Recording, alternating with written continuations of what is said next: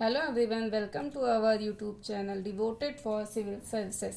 जैसे कि नाम से ही आप समझ सकते हैं, हमारा चैनल सिविल सर्विसेज के लिए पूरी तरह समर्पित है। लेकिन इसके अतिरिक्त जितने भी कॉम्पिटिटिव एग्जाम्स में जीएस पूछी जाती है उन सभी के लिए बराबर लाभदायक सिद्ध होगा। जैसे SSC, UPPSC, UP triple SC, TET, railway, C TET, इन सभी में भी वगैरह। आज मैं सिविल सर्विसेज का एक अहम और लोगों को कठिन लगने वाला, इनफैक्ट बहुत ही कठिन लगने वाला विषय इकोनॉमिक्स शुरू करने जा रही हूँ, वो भी बहुत आसान और सरल तरीके से। तो चलिए आइए शुरू करते हैं, अपनी वीडियो में आगे बढ़ते हैं। देखिए, सबसे पहले बात करते हैं एनसीईआरटी की, क्योंकि आप यूपीएससी या यूपीपीएससी सिविल सर्विसेज में किसी की भी तैयारी करें और एनसीईआरटी ना पढ़ें, ऐसा तो हो ही नहीं सकता है। तो एनसीईआरटी में बात करते हैं 12th क्लास की। 12th क्लास में दो हैं पार्ट, एक तो माइक्रो है यानी कि व्यष्टि, एक समष्टि। ठीक है ना, एक माइक्रो है एक मैक्रो है। तो माइक्रो को आपको बिल्कुल भी नहीं पढ़ना है और मैक्रो आपको पढ़नी है, यानी कि समष्टि जो अर्थशास्त्र है, समष्टि आपको पढ़नी है। उसमें भी आपको जो भी मैंने दो बुक्स बताई इनमें, और हाँ तीसरी एक है 11th की आर्थिक विकास। ठीक है ना, आर्थिक विकास। इनमें आपको जितनी भी मैंने बुक्स बताई, एक तो 12th वाली फर्स्ट की व्यष्टि पढ़नी नहीं है। बाकी जो दो बुक्स हैं इनमें आपको फैक्ट नहीं पढ़ना है, ग्राफ नहीं पढ़ना, चार्ट नहीं पढ़ना है, और जितने भी डेटा हैं इन सब के वो नहीं पढ़ने हैं, क्योंकि जो डेटा होते हैं हमारे वो क्या होते रहते हैं, चेंज होते रहते हैं। तो इसलिए आपको ये चीज़ें नहीं पढ़नी है। अगर आप एक वो कोई न्यूज़पेपर फॉलो करना चाहें तो राष्ट्रीय संस्करण दैनिक जागरण फॉलो कर सकते हैं हिंदी मीडियम वालों के लिए। बाकी English medium, the Hindu, Indian express और भी कई डेज आ रहे हैं, वो भी आप फॉलो कर सकते हैं। तो इसके आगे फिर हम आगे इसमें बढ़ते हैं। और हाँ, एक बात और मैं बता दूँ, सबसे ज़्यादा जो इम्पोर्टेंट रहेगा वो क्लास नोट्स जो हमारा रहेगा वो सबसे इम्पोर्टेंट रहेगा, क्योंकि अगर आपने ये पढ़ लिया, क्लास नोट जितने भी मैं बनवा रही हूँ या जो मैं आगे बनवाऊँगी वो अगर आपने पढ़ लिए तो फिर आगे आपको कहीं भी जाने की ज़रूरत नहीं पड़ेगी।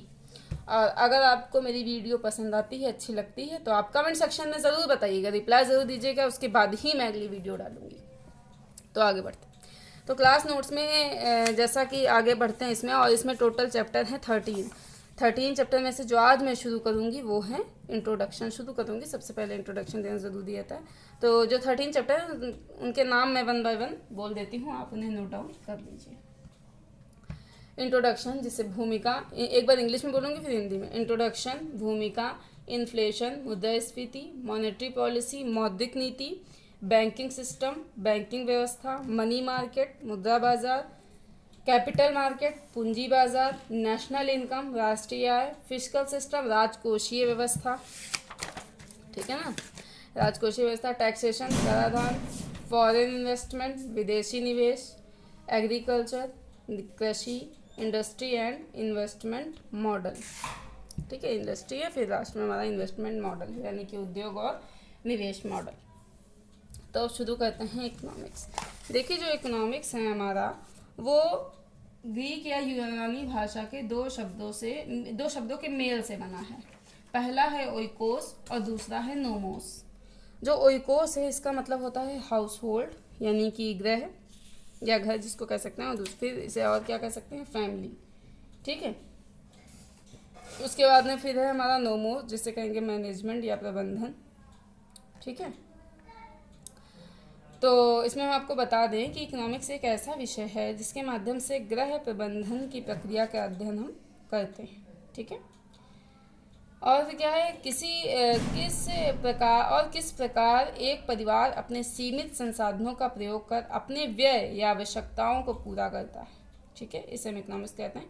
और बता दें, इकोनॉमिक्स के माध्यम से हम वस्तुओं और सेवाओं के उत्पादन, वितरण तथा उपभोग की प्रक्रिया का अध्ययन करते हैं, ऐसा मैंने बताया आपको। ठीक है, हाँ, तो इसमें बात कर रहे थे, मैंने अभी यूज़ किया वर्ड वस्तुओं और सेवाओं। तो वस्तुओं का मतलब होता है भौतिक रूप में जिन्हें आप छू सकते हैं, जिन्हें आप जो है क्या कर सकते हैं, छू सकते हैं। फिर उसके बाद में सर्विसेज, हाँ छू सकते हैं और भौतिक रूप में होती हैं वस्तुएं। फिर बात करते हैं सर्विसेज की। ये क्या रहती हैं हमारी, ये भौतिक रूप से नहीं होती, ये अदृश्य होती हैं। हमारी जो सर्विसेज होती हैं वो क्या होती हैं, अदृश्य होती हैं। फिर उसके बाद में बात करते हैं हम इसके बाद में इकोनॉमिक्स के बारे में। अभी बात ही कर रहे थे। इकोनॉमिक्स में 2 पार्ट्स होते हैं, 2 पार्ट्स में डिवाइड किया था। किसने डिवाइड किया था? आप चाहें तो इसे अपनी लैंग्वेज में लिख भी सकते हैं। एक नॉर्वे के रगनार फ्रिश थे, उन्होंने ये क्लासिफिकेशन किया था 2 पार्ट्स में। एक तो माइक्रो इकोनॉमिक्स, एक माइक्रो इकोनॉमिक्स इन्होंने बताया था। लेकिन आपने कीन्स का नाम ज़्यादा सुना होगा, क्योंकि हुआ क्या था कि कीन्स ने इसका प्रचलन किया था। कीन्स भी एक साइंटिस्ट थे, वैज्ञानिक थे। इन्होंने क्या किया था? प्रचलन किया था इसका। और इन्हीं को, यानी कि जो ये रगनार फ्रिश हैं, इन्हीं को फर्स्ट नोबेल प्राइज़ दिया गया था इकोनॉमिक्स के क्षेत्र में। क्योंकि होता क्या है, इकोनॉमिक्स के पहले अगर हम बात करें, जब ये प्राइज़ नहीं दिया जाता था, तो सबसे पहले केवल और केवल 5 क्षेत्रों में नोबेल प्राइज़ हमें दिए जाते थे, मतलब बाकियों को दिए जाते थे। तो ये सबसे पहला है साहित्य, फिजिक्स, साहित्य, भौतिक, रसायन और फिर चिकित्सा। फिर इसके बाद करते हैं पीस। पीस क्या है? नॉर्वे में ओस्लो में दिए जाते हैं, ठीक है ना। अब अच्छा हम बात करते हैं। फिर बाद में ऐड किया गया इकोनॉमिक्स। ये जोड़ा कैसे गया, अब इसके बारे में थोड़ा हम चर्चा कर लेते हैं। ये जोड़ा ऐसा गया कि एक वहाँ नोबेल प्राइज़ स्वीडन की, जहाँ पे मतलब स्वीडन की राजधानी स्टॉकहोम में दिए जाते हैं। जितने भी नोबेल प्राइज़ हैं कहाँ दिए जाते हैं, जो भी मैंने आपको चारों बताएं, बाकी दिया था स्टॉकहोम में। लेकिन जो मैंने भी 5वां पीस का बताया, ये ओस्लो में दिया जाता है। ये हमने 4 या 5 बताए थे ना, ये 4 दिए जाते हैं स्टॉकहोम में, जो कि स्वीडन की राजधानी है, और ये 5वां दिया जाता है ओस्लो में, ठीक है। अब उसके बाद बात करते हैं कि ये इकोनॉमिक्स आखिरकार कब और कैसे ऐड हुआ, ठीक है ना। एक स्वीडन की केंद्रीय बैंक है, जैसे इंडिया में आरबीआई है, तो स्वीडन की जो केंद्रीय बैंक है उसका नाम है स्वीरेजिस रिक्स बैंक, स्वीरेजिस रिक्स बैंक। इसके जब 300 साल कंप्लीट हुए, चूँकि ये दुनिया की सबसे पुरानी बैंक है, इसके जब 300 साल कंप्लीट हुए, तब इसी उपलक्ष्य में तभी से इकोनॉमिक्स का नोबेल पुरस्कार दिया जाने लगा। सबसे पहले इंट्रोड्यूस किया गया। जो इसका लेकिन ऑफिशियल नेम था वो था Sveriges Riksbank prize for economics sciences, ठीक है। ये उसमें जो है दिया जाता था। तभी से फिर क्या हुआ, 6 ऐड हो गए। अब जो है मतलब फिर जो है तभी से इकोनॉमिक्स में जो है दिया जाने लगा ये प्राइज़। कोई प्रॉब्लम? आगे शुरू करते हैं। उसके बाद में बात करते हैं कि जो हमारा अर्थशास्त्र है उसे 2 रूपों में भी हमने बताया था। एक तो माइक्रो है, दूसरा मैक्रो है। जो माइक्रो है उसे कहते हैं, हाँ, ये उससे छोटा, वो छोटा रहता है और बड़ा रहता है। इसका हम थोड़ा सा डेफिनेशन बोल रहे हैं, आप चाहें तो लिख लीजिए अपने फॉर्म में। अर्थव्यवस्था की वो छोटी इकाइयाँ जिससे कि अर्थव्यवस्था का निर्माण हुआ है, उनको जब हम समझने का या अध्ययन करने का प्रयास करते हैं, तो उसे हम माइक्रो इकोनॉमिक्स के माध्यम से संभव, तो उसे माइक्रो इकोनॉमिक्स कहते हैं। या अगर माइक्रो इकोनॉमिक्स नहीं होगा तो फिर उसे हम समझ ही नहीं पाएंगे। फिर से सुन लीजिए। अर्थव्यवस्था की वो छोटी इकाइयाँ जिससे कि अर्थव्यवस्था का निर्माण हुआ है, उनको जब हम समझने का या अध्ययन करने का प्रयास करते हैं, तो वो माइक्रो इकोनॉमिक्स के माध्यम से ही संभव हो पाता है। जैसे इसमें एग्जांपल ले सकते हैं कि मांग हो गई हमारी, ठीक है, आपूर्ति हो गई, बाजार हो गए, ये सब चीज़ें। अब मैक्रो की बात कर लेते हैं। मैक्रो में क्या रहता है कि जबकि हाँ, मैक्रो में क्या होता है कि आर्थिक क्रियाओं का अध्ययन पूरे राष्ट्र के स्तर पर होता है। मैक्रो में क्या होता है कि इसमें पूरे राष्ट्र के स्तर पर अध्ययन किया जाता है आर्थिक क्रियाओं का, ठीक है। तो इसे हम क्या कहते हैं, मैक्रो, यानी कि मैक्रो, MACR, तो ये वाली है, देख लीजिए, मैक्रो इकोनॉमिक्स कहते हैं, ठीक है। अब इसके अंदर अगर हम एग्जाम्पल की बात करें तो भारत की आर्थिक समृद्धि, मुद्रास्फीति, आर्थिक विकास, आर्थिक नीतियाँ, बेरोजगारी, ये सब चीज़ें इसके अंदर शामिल हैं। अब होता क्या है कि माइक्रो और मैक्रो का एक दूसरे से क्या रहता है, संबंधित होते हैं। जो संबंध होता है, माइक्रो और मैक्रो एक दूसरे से क्या होते हैं, संबंधित होते हैं। जैसे मैं बोल रही हूँ, सुनिएगा जरा आप। देखिए, परिवार उपभोग करेगा तो जो औद्योगिक इकाइयां हैं वो उत्पादन करेंगी, और उत्पादन का बढ़ना ही आर्थिक समृद्धि कहलाता है। तो यानी कि जो परिवार है,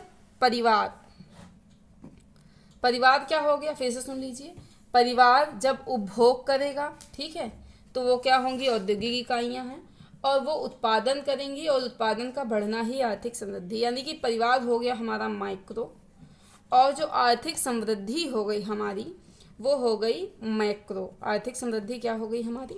मैक्रो। आई थिंक आपको समझ में आया होगा, एक बार फिर से सुन लीजिए। कोई परिवार है, ठीक है, मान के चलिए वो उपभोग करता है, फिर क्या होता है कि जो औद्योगिक इकाइयां हैं वो उत्पादन करेंगी, ठीक है, उत्पादन करेंगी तो क्या होगा, फिर उत्पादन बढ़ेगा, और ये उत्पादन का बढ़ना ही क्या है हमारा? आर्थिक समृद्धि है, ठीक है। नीतियां, ठीक है, नीतियों के बारे में बात करें। नीतियां मैक्रो इकोनॉमिक्स में बनी जैसे, लेकिन प्रभाव माइक्रो इकोनॉमिक्स में होता है। जैसे आरबीआई ने ऋण महंगा कर दिया तो परिवार को उपभोग करना प्रभावित हो जाएगा, यूं कह लीजिए कि महंगा हो जाएगा, ठीक है, समझ में आई ना बात? आरबीआई ने अगर ऋण महंगा कर दिया, ऋण का मतलब आप जब बैंक से लोन लेने जाएंगे तो आपको महंगे में मिलेगा, तो क्या होगा, लोग कम लोन लेंगे, तो उससे क्या होगा, हमारा उपभोग प्रभावित होगा। समझ में आई इतनी बात? अब थोड़ा सा बात कर लेते हैं आर्थिक समृद्धि क्या होती है, इकोनॉमिक ग्रोथ क्या होता है, इकोनॉमिक ग्रोथ क्या होता है, इसके बारे में देखते हैं। ये क्या है, हमारा क्वांटिटेटिव कॉन्सेप्ट है।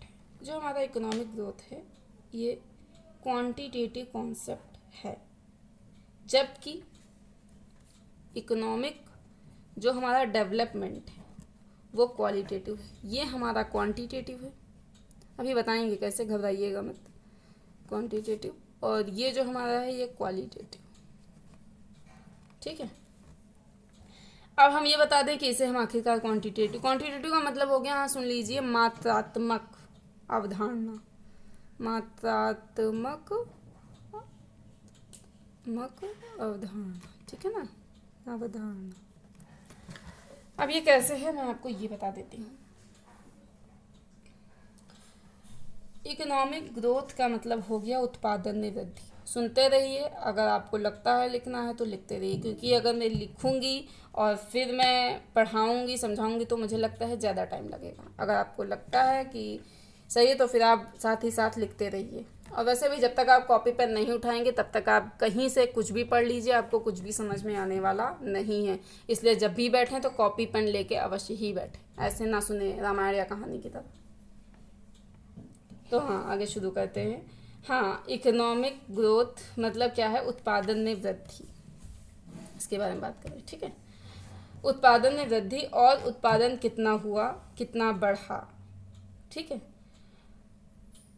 ये जो अभिव्यक्ति होती है हमारी कि उत्पादन वृद्धि हम कह रहे हैं, उत्पादन में वृद्धि, फिर कह रहे हैं कि कितना हुआ, या कह रहे हैं कि कितना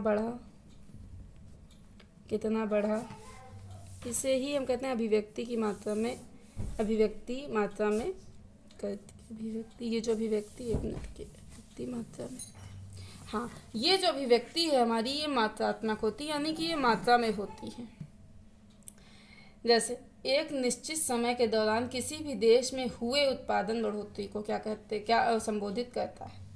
जो मात्रा है हमारी ये जो इसे ये क्या है, एक निश्चित समय के दौरान, कोई भी निश्चित टाइम ले लीजिए, उस निश्चित समय के दौरान किसी भी देश में हुए उत्पादन में बढ़ोतरी को ये संबोधित करता है। कोई प्रॉब्लम, थोड़ा समझ लीजिए। और जैसे मान के लिए एक फाइनेंशियल ईयर ले लीजिए, 1 अप्रैल से 31 मार्च, ठीक है, तो उत्पादन के अंतिम मूल्य जो होंगे इसमें लिख लेंगे, ये क्या हो जाती है हमारी, ये जो होता है हमारा ये क्या होता है, मात्रात्मक होता है, यानी कि ये जैसे परसेंट में होगा। जीडीपी को जैसे ले लीजिए तो क्या होगा, परसेंट में रहता है कि जैसे कभी 3.4, 5 समथिंग परसेंट में, मतलब 3%, 4%, 5%, तो ये क्या है, इसीलिए हम इसे मात्रात्मक कहते हैं, ना कि क्वालिटेटिव। कोई प्रॉब्लम? एक आप चाहे तो मैं थोड़ा नोट डाउन करा रही हूँ, आप जरा नोट कर लीजिए।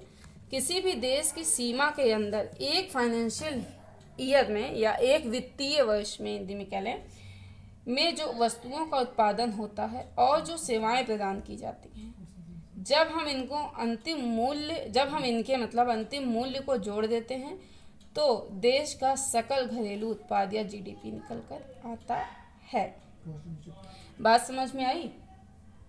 फिर से देख लीजिए, मैं एक बार फिर डिक्टेट कर देती हूँ, प्लीज़ आप लोग नोट डाउन कर लीजिए। किसी भी देश की सीमा के भीतर या अंदर एक वित्तीय वर्ष में जो किसी भी देश की सीमा के अंदर एक वित्तीय वर्ष में जो वस्तुओं का उत्पादन होता है और जो सेवाएं प्रदान की जाती हैं, जब हम इनके अंतिम मूल्य को जोड़ देते हैं तो देश का जीडीपी निकल कर आता है। अब क्या है, उत्पादन या जीडीपी में इसी बढ़ोतरी को हम क्या कहते हैं, आर्थिक समृद्धि या इकोनॉमिक ग्रोथ कहते हैं। आई होप आप लोगों को ये समझ में आया होगा कि इकोनॉमिक ग्रोथ क्या होते हैं।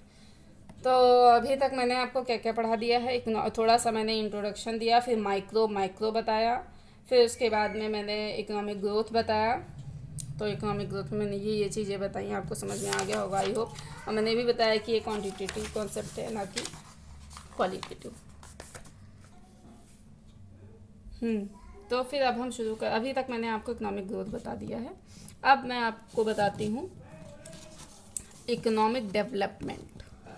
इकोनॉमिक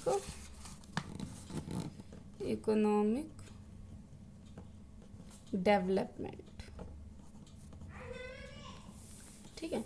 ये क्या होता है, क्वालिटेटिव कंसेप्ट है।